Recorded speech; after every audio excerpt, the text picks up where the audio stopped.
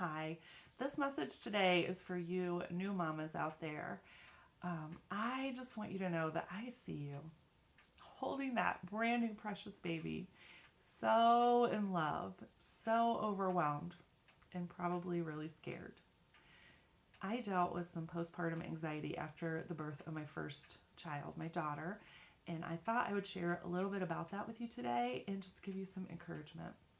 So, when my daughter was born, I was 37 years old, and I had wanted to be a mother for as long as I can remember, and had prayed and planned and prepared for it.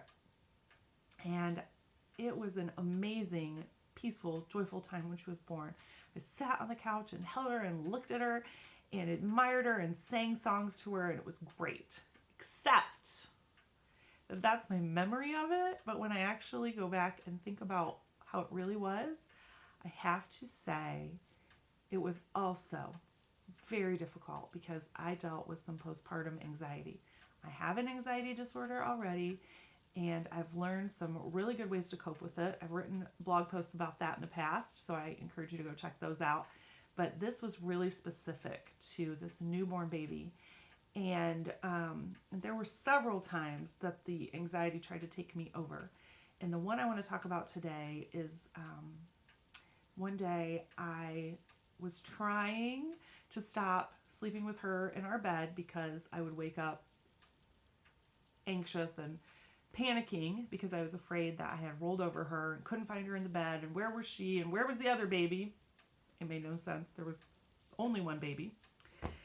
And so I was trying to move her into her crib, and I'm standing in front of her crib watching her sleep because I can't walk away because what if she stops breathing? And I just started to get really overwhelmed, like complete anxiety attack, where it was like I could see the germs in the room, and I knew that there were germs everywhere, and I couldn't even nurse her because that was germy, and even to touch her was just germs, and it was just complete panic. Germs. She was gonna stop breathing. I couldn't sleep because nobody else could watch her and pay attention like I could. I couldn't trust anybody else.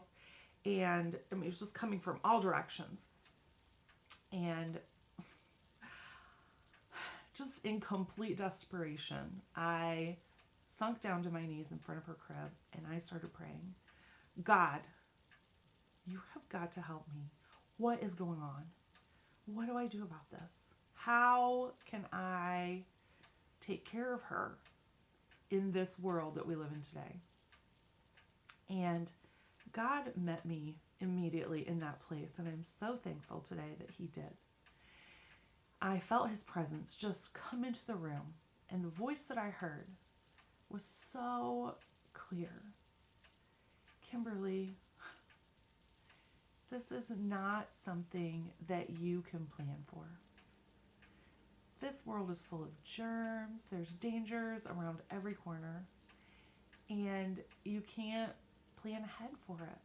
There's always going to be the possibility when you love this deeply that you could be hurt just as deeply because the people that you love can be taken away from you. Life is fragile. But you have to trust that I will take care of you if that happens. You have to trust me. How would you ever forgive yourself if something did happen to your daughter and you hadn't embraced her as fully as you could, loved her, taken care of her? You would never forgive yourself. And so you need to accept the germs, accept the loss of control, accept that you're going to have to sleep, accept that you can't watch her 24/7, accept it, be a grown up, you're the mother, and trust me. And then He said, Kimberly, stand up. And I got up off the floor, and He said, pick up your daughter. And I picked her up, and I held her to my chest. And I let the weight of all the fears just settle on me in the knowledge that I was the mother and this was my job. she couldn't help it that she was vulnerable. It was my job to protect her. It was my job to accept the fear, to accept the lack of control, and to trust God to take care of it. And as I held her, I felt all of the love, the overwhelming love that I had for her that made no sense, that she had done nothing to earn just because she was born and she was mine. I felt it just flow into her body. And it was one of the most beautiful experiences of my life. And I took her out of that room and I realized, like, the whole world is full of germs and it's going to be okay. Just breathe. And I began to love her in the way that she deserved to be loved, in a way that I would not regret if anything ever happened to her. And 8 years later, I can tell you that the anxiety threatens to return on a fairly regular basis. Apparently, I have kind of an anxious personality. Yay. But when I keep my eyes on Jesus and remember to trust him to take care of me, to take care of my children, then I'm able to rest. Now, I do want to say that when we're in postpartum and our bodies are in shock because everything that's happened to us, and, we're nursing and we're not sleeping and our hormones are raging, it is highly likely that our emotions can get out of whack. And we need to not oversimplify things. And we need to make sure that our doctors know what's going on, that our husbands know what's going on, and that we are doing all we can to be healthy.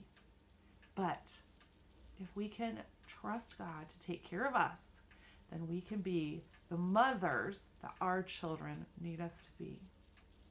Thanks so much for listening. And hey, if you like this message, give me a thumbs up, hit the heart button at the bottom, leave a comment. I would love to talk to you more about it if you want to send me a message. Thanks.